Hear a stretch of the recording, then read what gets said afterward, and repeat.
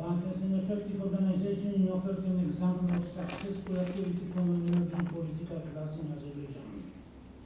This political class, the social group, was the intelligentsia, and its favorite field of action was press, which in the early 20th century experienced its golden age with such publications as Kaspi, Mola Nasruddin, Sharkirus, Tarjuman, encouraged by the examples of defying Ganja, the backward police-based members of the intelligentsia began to join political parties, but of all Russian fields of action,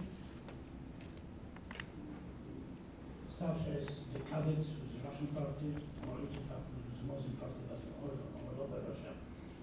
The time of the Stonewall pressure in the 1905 revolution was called lasted in South Caucasus longer than in other parts of the Russian Empire.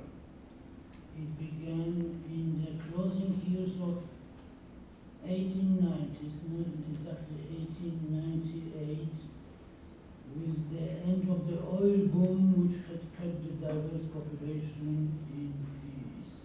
It ended because the British Navy stopped buying oil from Baku. So they would buy oil from now. Southern Serbia. The main regional issue in the revolution was the Tatar-Armenian war, with the involvement of the Russian authorities applying the divide and rule policy. In South Caucasus, the revolutionary period in a way continued after it ended in Russia. In 1907, it had its extension in the special relation neighbors, Iran and Turkey, the countries to which Azeri revolutionary activists quite often moved after the Russian Revolution. The young Turkish seizure of power in the Ottoman state was welcomed joyfully by Azeris, but also by the Armenians, although Armenians didn't enjoy it for very long. Thank you very much.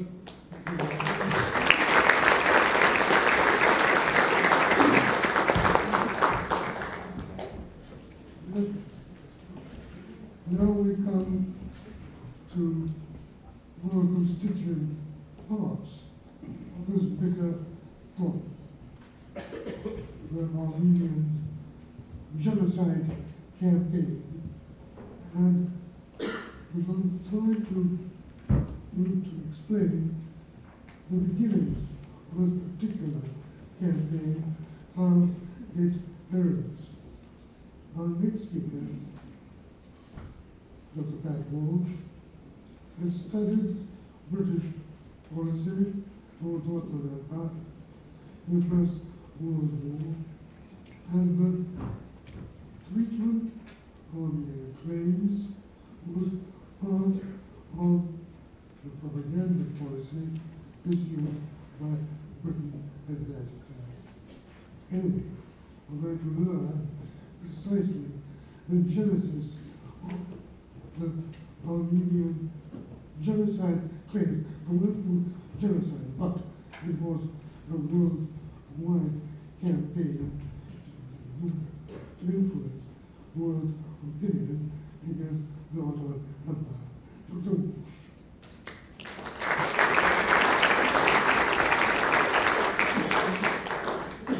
Thank you. I'd just like to say first that there's a slightly longer version of my talk available outside if anybody would like to purchase it at a small cost.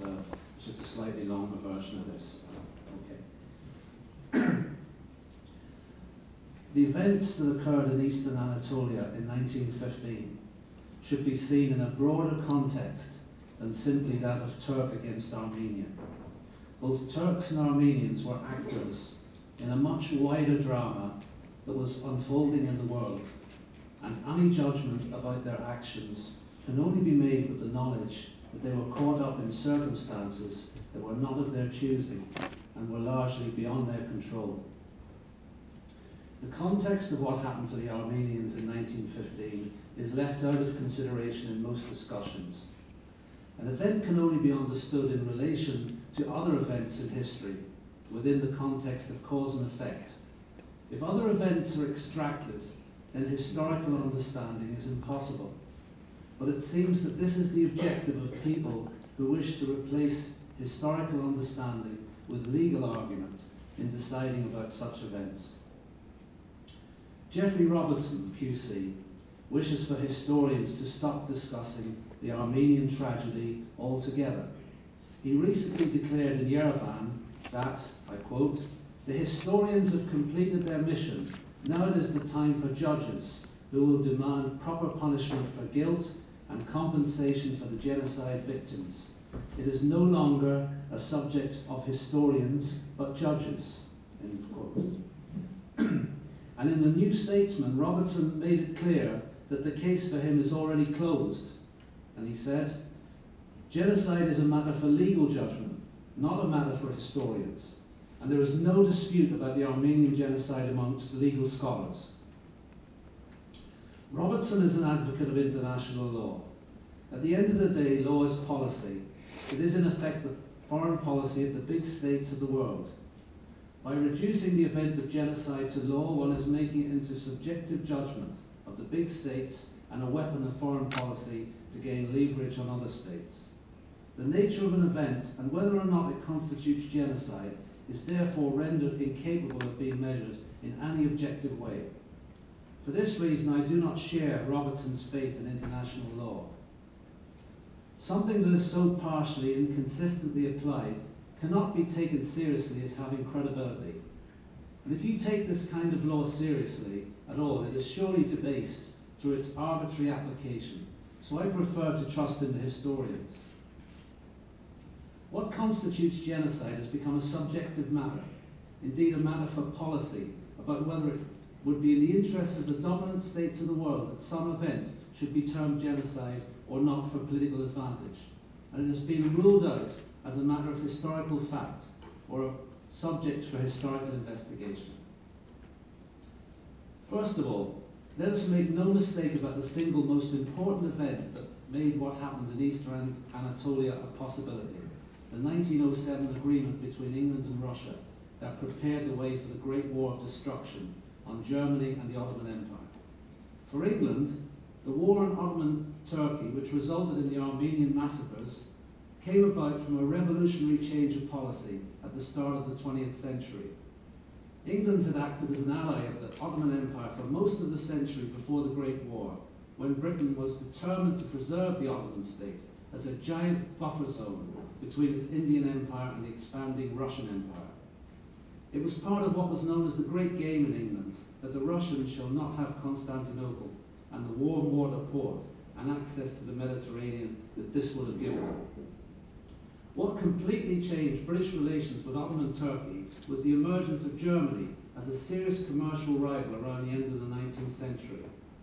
Britain had practiced a balance of power policy with regard to Europe. For centuries, it had built its empire by keeping Europe divided, still does today to be honest, and by giving military assistance to the lesser powers against any power that might be emerging on the continent. Then, whilst Europe was preoccupied with war, England was able to get on with its business of conquering the rest of the world. It had the great advantage of being an island, and therefore it could meddle with Europe and then retire from the continental battlegrounds and let others continue the fighting when enough had been gained. Britain's chief weapon of war was the Royal Navy, which established and controlled the world market for it. When the continent of Europe was at war, the Royal Navy took over markets established elsewhere by the other European powers, and in this way the British Empire went from strength to strength. During the 19th century, Britain's traditional enemy in Europe had been France, and a traditional rival in Asia was Russia. However, in the early years of the 20th century, England came to the conclusion that Germany was the coming power to be opposed. Therefore, it was decided to overturn the foreign policy of a century and to establish alliances with England's traditional enemies, France and Russia, so that Germany could be encircled. And then when war came about, Britain would join the conflict and destroy Germany as a commercial rival. The alliance that Britain entered into with Russia in 1907, therefore, was the single most important event that made a British war on Ottoman Turkey inevitable. This is where Russia came into the equation. As I've said, Britain was an island nation, and it was primarily a sea power. It did not have a large army, and it had been opposed to military conscription. It would have been impossible for Britain to have defeated Germany by itself. Therefore, it needed the French army and the even larger Russian army to do most of the fighting in Europe for it. The Russian army was particularly important, and it was described in England as a steamroller that would roll all the way to Berlin, crushing German resistance by sheer weight of numbers. The problem for Britain was that the Russians had little real reason to fight Germany. Therefore, something had to be promised to the Tsar for his help in destroying Germany. That something was his heart's desire, Constantinople. That fact should always be borne in mind when people suggest that Turkey brought the war on itself. The fact of the matter was that in order to defeat Germany, Britain had to promise Constantinople to Russia. And in order for the Russians to get Constantinople, there had to be a war on Turkey. Britain prepared for war on the Ottoman Empire nearly a decade before it occurred.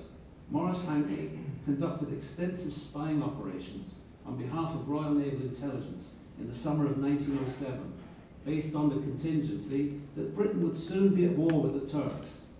Hankey and his colleagues scrutinised the harbours and naval defences of the Ottoman Empire. He surveyed in particular the coastal defences of the Dardanelles and an amphibious landing at Gallipoli in mind to follow up a report of the Committee of Imperial Defence, produced in December 1906. And it was Hankey, as Secretary of the CID, who first proposed to the British War Cabinet in December 1914 that the plans made in 1906 should be put into operation. The alliance with Russia was obviously the main factor that spelled trouble for the Ottoman Empire, but it was not the only factor that encouraged Britain to overturn her traditional foreign policy. Britain began to show an increasingly aggressive attitude in relation to the Ottomans as Germany showed interest in the Ottoman Empire. What worried Britain about the German involvement with the Ottoman Empire was that it was not the parasitic relationship of the other imperialist powers. The German objective seems to have been to rejuvenate and modernize the Ottoman Empire, partly through the Berlin-Baghdad Railway, in exchange for commercial rights there. England and Russia had seen the Ottoman Empire as the sick man of Europe, and they had been waiting around for his death, but now they looked on as Germany threatened to revive the sick man and dash their dreams of conquest. This great reorientation of British foreign policy had serious consequences for not only the Ottoman Turks, but also for the Armenians. Prior to 1907, it was the Russians alone who wished to exploit the Armenians for political ends. And the Armenians always had to consider the likelihood that if they rose in revolt, Britain would restrain the Russians from taking advantage of the situation, and any uprising would be crushed without foreign help. The Russians complained that they were stopped in assisting the Armenians because of the Cyprus Convention of 1878 between Britain and the Ottoman Sultan. This guaranteed a British war on Russia if the Tsar moved into Ottoman territory in return for Cyprus being occupied by Britain. But this all changed in 1907.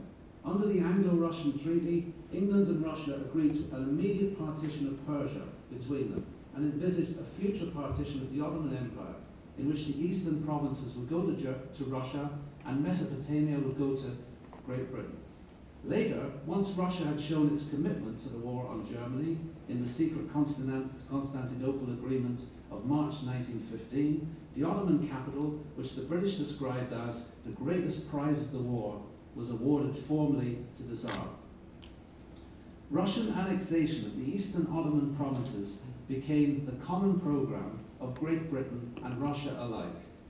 The fact must be emphasized that there has never been any Russian population in these provinces, and the Armenians constitute Russia's only ground for intervention and eventual annexation. The pre-war Armenian revolts illustrate this point very well. In 1894-96, Armenian nationalists believed they had got signals that the intervention of the great powers would take place if they could provoke the Ottomans into a harsh reaction. They attempted this, but found that Britain had not changed its position at this point, and Russia therefore could not act. In 1909 in Adana, there were raised expectations of foreign intervention amongst Armenian groups. However, Britain needed the preservation of the Ottoman Empire until Russia was prepared to advance against Germany in a European war. The result was disaster for the Armenians, after they had initiated killings in the hope of foreign intervention, only to be left to face the consequences of their actions from their neighbours alone. By 1914-15, England was in alliance with the Tsar, and all restraint was removed from Russia and the Armenian nationalists. Mayhem, mutual killings were instigated in the Ottoman Empire by the Entente powers to bring about its collapse and to facilitate the absorption of its parts into the empires of Britain, France, Russia, and others. In a general war situation which threatened the very existence of the state in which the Armenians lived and which forced them to choose between it and their deliverance by the great powers, catastrophe for either them or for local Muslims was always going to be the most likely outcome. As I have said, the context is all important.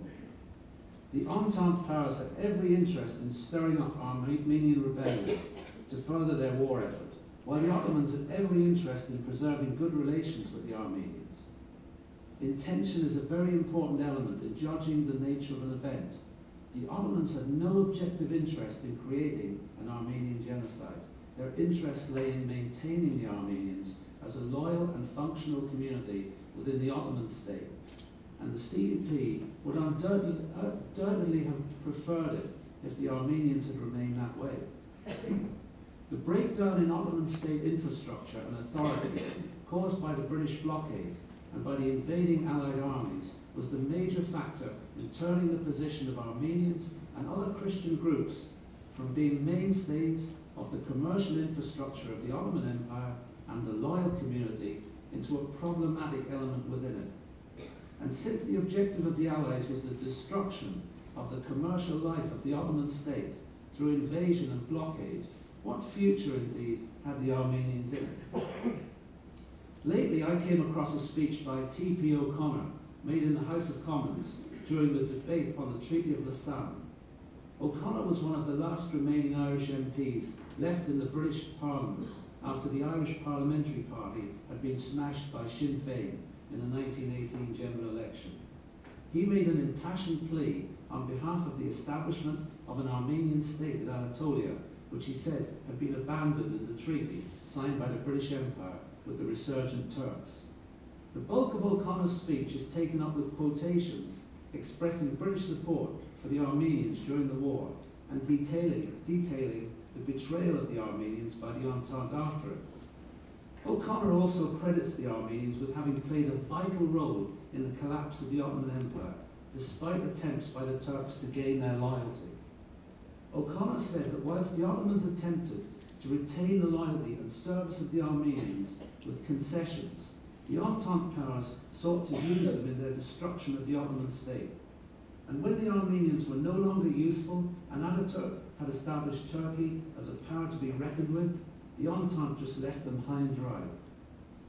The Armenians, like other peoples in strategically important areas during 1914-18, found themselves used as pawns in a new great game. After being encouraged to insurgency, they were quickly discarded and forgotten when their interests no longer coincided with those of their great power sponsors.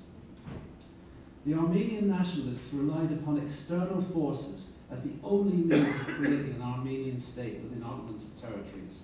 This was because they were a relatively small minority in eastern Anatolia, constituting only about 1 in 6 of the population of the Ottoman lands they claimed. Only through outside help from a great power and extensive ethnic cleansing of their Muslim neighbours could they achieve their nationalist objective. The two main uses that Britain had for the Armenians were, firstly, to encourage American participation in the war, and secondly, to cultivate and construct a case against the Ottomans in order to justify the incorporation of Muslim lands into the British Empire after the war. These were the primary interests of Britain in them, and not their well-being. That can be seen in the way Britain failed to press the Armenian case after they had acquired Mesopotamia and Palestine, and how they put the Blue Book back on the shelf for use on another day. After the Great War, Britain had it in her power to bring about an Armenian state and to try those accused and detained in connection with the deaths of Armenians. But despite attempting many things in the world that were immensely more difficult at the time, it decided not to follow through with these two measures, as if it did not take the claims it made against the Turks as seriously as it pretended to during the war. The Armenians did not possess land or resources required by the Ottoman Turks for any colonial program. The major area in which they lived was mainly of interest to the Ottomans because it contained substantial numbers of Turkish and Kurdish Muslims. This can be compared with cases in other places in the world where natives were in possession of territory where Britain and other imperial powers required for their empires. I'm thinking of North America and Australia in particular. The policy of extermination of inferior races that Britain carried out in the name of progress was openly proclaimed by Charles Dilke and many other imperialist writers in the 19th century. Dilke stated frankly and proudly in his immensely popular book, Great Britain, that the Anglo-Saxon race was the most effective genocidal force in world history. And this is what he said: a gradual extinction of the inferior races is not only a law of nature, but a blessing to mankind. The Anglo-Saxon is the only extirpating race on earth. The word extirpation is a much stronger word than the word genocide. Extirpation means the intentional, planned, total and utter destruction of a race. Genocide, according to Article 2 of the 1948 Convention, is a much wider legal concept under which practically all of the European nations could be charged for their activities between 1914 and 46, when various peoples settled accounts with each other and vast amounts of ethnic cleansing and killing were done in Europe. In effect, the word genocide has meant the partial destruction of a people, since extirpated people no longer exist to commemorate their destruction. Nothing like the extirpation practiced by European colonialism is applicable to the Ottoman state in relation to the Armenians, or any other minority within the territory of their empire. In fact, the Ottomans were criticized by British writers for their easygoing tolerance of races, which it was suggested was leading to the demise of their empire. The British social Darwinists were in particular appalled at the way the Ottomans had intermarried and incorporated other races into the governing of their empire, and had blended aspects of their cultures into the Ottoman mix. In those days of empire, the British believed in a distinct racial hierarchy and saw race mixing as an abomination and fatal to their racial stock. The British and Ottoman empires had entirely different notions of race and governing. It was argued that the British Empire was successful because it was founded on the principle of racial and religious distinction and hierarchy, whereas the Ottomans played fast and loose with these to the extent, in the English biological view, that they contravened the laws of nature, leading to an inevitable Ottoman extinction. Such ideas that were prevalent in the Anglo-Saxon notion of progress would have been seen as inexplicable to the Ottoman Turk. The point I am making is that if there was a racially genocidal spirit at hand in 1915, it was to be found on the opposing side to the Turks, amongst the Anglo-Saxons, who had obliterated races across the world in the name of progress and civilization, and the creation of new great white settler nations in the continents of America and Australasia. Hitler may or may not have uttered the notorious question, who remembers the Armenians? But the Armenians are remembered today to a much greater degree than the many races that perished as a result of imperialist expansion across the globe. These races are now footnotes in history, while the Armenians have had hundreds of books dedicated to them. It was not those who killed the Armenians who inspired Hitler. The race he admired most and who he tried to emulate in the world was the Anglo-Saxon. The evidence for this is laid out most comprehensively in a book by the Armenian-born Manuel Sarkisyan, entitled Hitler's English Inspirers. After the war, when Ataturk had triumphed over the British, he was very generous to the enemy. But let's speak plainly here. Those who came to Gallipoli were representatives of the great genocidal nations of the world. The Turks surely would have seen what these extirpating nations had done across the world to native peoples they had conquered, and could have expected the same to be done to them. Those who invaded from the east had been responsible for the clearing of more than 1 million Caucasian Muslims within living memory, and I have read many British accounts from the period that speculated about what would happen if the Turks disappeared without any concern for what would happen to the inhabitants of the state in such an event. So who knows what might have happened to the Turks if the Tsarist state had not collapsed in 1917 and Ataturk had not defeated the British and their allies. The use of the word genocide with regard to what happened to the Armenians during the Great War is an attempt to connect Turkey with Nazi Germany and what it did to the Jews. However, a much better analogy would be what happened on the Eastern Front between the Second World War, when different groups of people became destabilized by the Nazi invasion of the Soviet Union. Here, terrible things were done as state authority began to collapse. Society began to return to the elements, and people struggled for mere survival in the circumstances. We can see that today in Syria. In 1915, the Russian and British invasions of the Ottoman Empire had a similar effect. The invasions raised expectations so that some were willing to kill people they had grievances against, and in turn these people exacted revenge on them. No one quite knew under whose authority they would exist when the war was over, and therefore all restraint was removed on behaviour. It was under these circumstances and in this context that the relocation of Armenians took place and the mass killings of both Christian and Muslim peoples. The problem of nationalism. Attributing intention as opposed to discovering actual intention seems to take a large part in deciding what constitutes a genocide these days, and this seems to count more than actual deeds in determining what is genocide. The cultivation of nationalism was a British liberal tactic used to break up multinational empires of rival powers in the 19th century. It worked by sowing the seeds and cultivating the harvest of nationalism in them, whilst denying and repressing it closer to home. In this way, Britain sought to undermine states it saw as rivals by destabilizing them through their national minorities, whilst doing everything to repress and subdue minorities within their own empire, of course, as they did in Ireland. The clearance of Armenians from eastern Anatolia should have been seen from the British perspective as progressive, since it was the culmination of the general process that England encouraged in regard to the Ottoman territories and elsewhere in the world.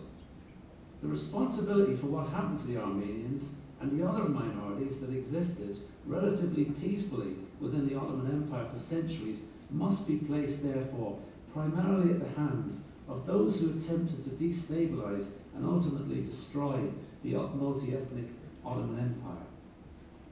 The importation of nationalism into the Ottoman Empire for the purposes of weakening it and gaining leverages for the great powers is very much at the root of what happened to the Armenians. Nationalism was a most unsuitable thing to promote in the region covered by the Ottoman Empire, where a great patchwork of peoples were intermingled and interdependent.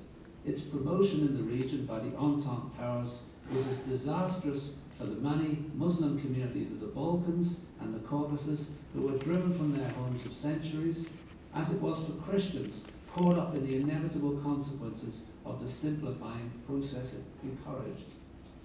The Ottoman Empire had been a tolerant, multi-ethnic empire for hundreds of years, in which different races and religions had lived side by side in peace and harmony. For instance, alone out of all the states in Europe at the time, the Ottomans accepted the entry and settlement of Jewish refugees fleeing from persecution so that these people could contribute their talents to the empire. As a result, the Ottoman Empire became the most successful example of collaboration in history.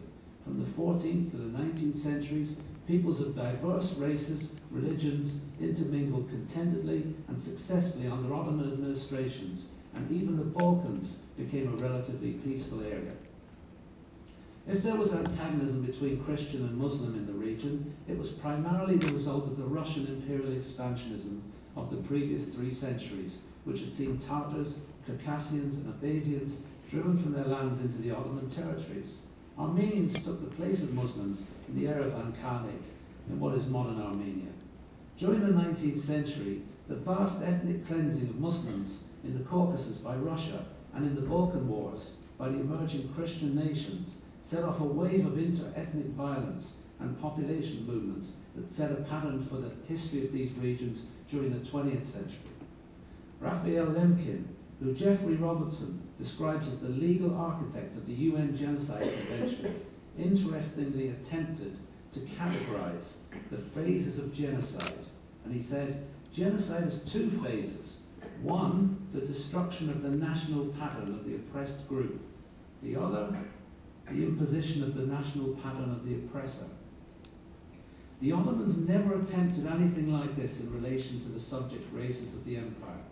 The millet system did not even encourage assimilation and provided for the maximum expression of every community's national pattern. If the Balkan Wars had one great effect on the Ottoman Empire and its Muslim inhabitants, it was to begin to shatter the long-held faith in multi-ethnic communities existing together in mutual benefit that had characterized the empire for centuries. And the influx of large numbers of Muslim refugees among the Christian communities within the Ottoman Empire must have had consequences for the maintenance of public order as soon as Anatolia itself was threatened by the Western powers and state authority removed. They would have feared the worst for themselves and their families and be determined it would not happen again. We know that some deputies in Istanbul called for a clean break with the empire's past and advocated a withdrawal from territories that were not predominantly Turkish and a future reliance on the Muslim people of the Anatolian heartland as a basis of the nation. Such sentiments began to be expressed in publications that took the Western view that the Ottoman Empire, not being based on national principles, would collapse like a house of cards. This development is sometimes called Turkification by those wishing to attach the label of genocide of what happened to Eastern Anatolia. In the course of thinking about this issue, I read that QC Geoffrey Robinson's opinion, was there an Armenian genocide? Robinson knows that intent is very important in legal matters and tries to suggest that the Young Turks, and I quote, developed a kind of race supremacy theories that are particularly associated with the build-up to genocide. For example, the racist idea that Turanian nationality was a badge of superiority, public subhumanizing of minority groups, extreme nationalist fervor, demanding a warrior nation to prevent the decay of the Turkish race. Robertson is more accurately describing the characteristics and ideology of British imperialism than he is the attitudes of the Ottomans to the peoples they governed. He presents no evidence of a significant racialist body of writings that inspired and justified a program of genocide like that of the English social Darwinists. It is also clear that the Ottoman Empire did not actively pursue a policy of religious homogeneity in 1915. Events from then to 1923 certainly resulted in the heterogeneous Ottoman state giving way to the largely homogeneous Turkish Republic, but this was due to the circumstances imposed on it more than anything else. In 1915, the Ottoman Empire was collapsing under the weight of problems that came to it from Europe, and the CUP looked for solutions to its predicament in that direction too. It had been a multi-ethnic state based on a healthy disregard for any notions of racial hierarchy. But what was being imposed upon it from the West in the name of progress was the requirement that society should be based on the nation state rather than on a multi-ethnic religious combination with as much racial homogeneity as possible. If some Ottomans began to lose faith in the character of their empire, this was a consequence of a process instigated by liberal Britain and Tsarist Russia in order to destabilize the Ottoman Empire.